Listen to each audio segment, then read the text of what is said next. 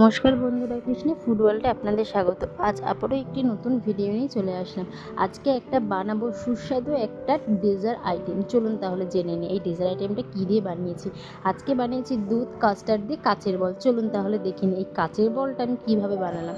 প্রথমেই দেখুন আমি 1 লিটার দুধ নিয়ে নিয়েছি, তারপরে নিয়েছি কাস্টার্ড পাউডার, চিনি আর নিয়েছি বড় দানার সাবু। সেটা ভিজিয়ে রেখেছিলাম, আমি জলটা ফেলে দিয়েছি।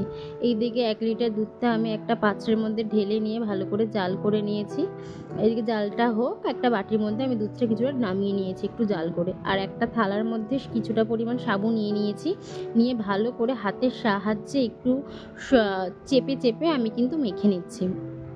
মাখা হয়ে গেছে। এবার কিন্তু আমি ছোট ছোট সাইজ করে এবার বল আকারের আমি বানিয়ে নেব। আপনারা দেখুন, আপনারা বুঝতে পারবেন আমি কিভাবে বলটা বানিয়েছি। আমি একটু ভুল করেছি, এখানে একটু যদি হাতে একটু তেল মেখে নিতাম তাহলে আমার হাতে এই পরিমাণ লেগে যেত না। আপনারা এটা বানানোর আগে হাতে একটু তেল মেখে নেবেন। দেখুন আমার সব কটা কিন্তু বানানো হয়ে গেছে। এদিকে দুধটাও খুব ভালোভাবে ফুটে গেছে। এবার আমি দুধের মধ্যে দিয়ে দেবো পরিমাণ মতো চিনি। দিয়েছি একটা মিডিয়াম সাইজের হাতার 2 হাতা চিনি, খুব বেশি চিনি নয়। এবার যেই দুধটা তুলে রেখেছিলাম সেই দুধটার মধ্যে ঠান্ডা হয়ে গেছে দুধটা কিন্তু। এবার কিন্তু আমি কাস্টার্ড পাউডার 3 চামচ নিয়ে খুব ভালো করে কাস্টার্ড পাউডারটা গুলে নেব। এদিকে দুধটা আরেকটু ফুটিয়ে নিয়েছি, ফুটিয়ে নিয়ে কিন্তু আমি কাস্টার্ড পাউডারটা দিয়ে দিয়েছি।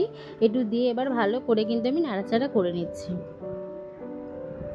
এবার এর মধ্যে দিয়ে দেব এক এক করে সব কাচের বলগুলো, মানে যে সাবুর যে বলগুলো তৈরি করে রেখেছিলাম সেইগুলো।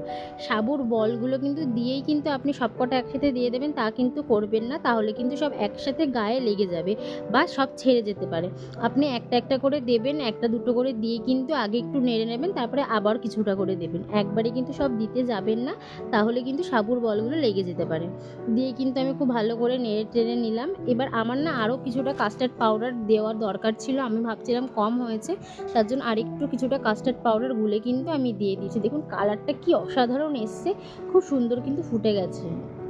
আর দেখুন কাচের বলগুলো কিন্তু কি সুন্দর ফুলে গেছে এভাবে। এবার কিন্তু আমি নামিয়ে ফেলবো, আমার কিন্তু হয়ে গেছে। আমি কিন্তু নামিয়ে ফেলেছিলাম, একটু ঠান্ডা করে দেখুন হাত দিয়ে কিন্তু আমি চেপে দেখালাম কি সুন্দর নরম হয়েছে। আর এদিকে কিছুটা আমন্ড, কাজু আর পেস্তা আমি একদম ঝিরিঝিরি করে কেটে নিয়েছি, ওপর থেকে একটু দিয়ে দেবো। এই ড্রাই ফ্রুটসগুলো দিলে কিন্তু আরও টেস্ট লাগে খেতে। দেখুন আমি সুন্দর করে কিন্তু বাটির মধ্যে সাজিয়ে নিয়েছি। এই ভিডিওটা আপনাদের কেমন লাগলো আপনারা কিন্তু জানাতে একদমই ভুলবেন না। আর এই ডেজার্ট আইটেমটা কিন্তু আপনারা বাড়িতে বানিয়ে দেখবেন।